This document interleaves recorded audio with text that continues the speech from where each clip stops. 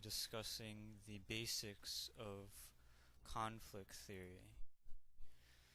Conflict theory originated with Karl Marx. Marx lived in a time where the Industrial Revolution was vastly changing Europe. He witnessed the peasants leaving their cottage industries and farms to work in factories where they were most often worse off. He studied these events as well as history and formed what is now called classical conflict theory. In classical conflict theory, society is economically determined.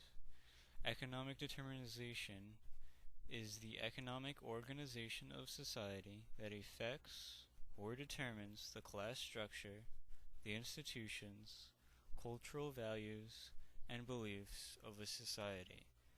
That is to say that economy is the substructure of society upon which all other social institutions rest.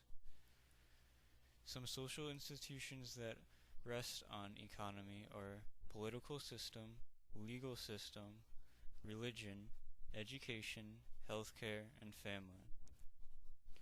With the economy as the center of society, it then becomes clear that there are those who own the means of production and there are those who do not. Those who own the means of production are called the bourgeoisie. Those who do not are called the proletariat.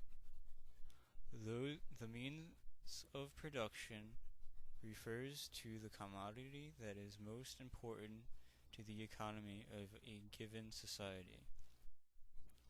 An example of this would be the bourgeoisie capitalist would be a CEO of an oil company who owns the means of production, which is oil.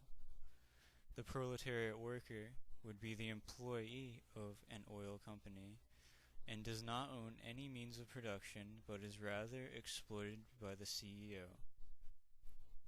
So with this theory, history consists of an ongoing struggle between owners of the means of production and the workers without capital.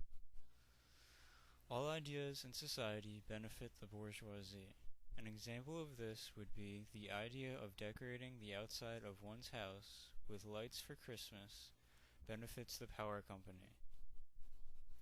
Marx said that eventually the proletariat will develop class consciousness of itself as a group with the common interest to violently overthrow the bourgeoisie capitalist system, replacing it with a provisional socialist government.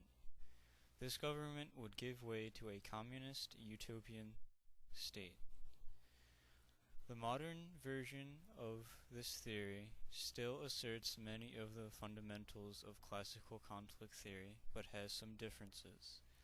The modern version does not limit conflict to social classes and acknowledges conflict is everywhere. So instead of class struggle, there is competition, and the owners of the means of production are called the dominant group. The dominant group is identified by asking who is competing and who benefits from the status quo. An example of this would be in the war in Afghanistan. Who is the dominant group? The classical approach would say the munitions producers, the oil companies, and other various corporations. The modern approach does not limit to social class, so the dominant group would be the United States of America. If you like this video, please rate, comment, and subscribe.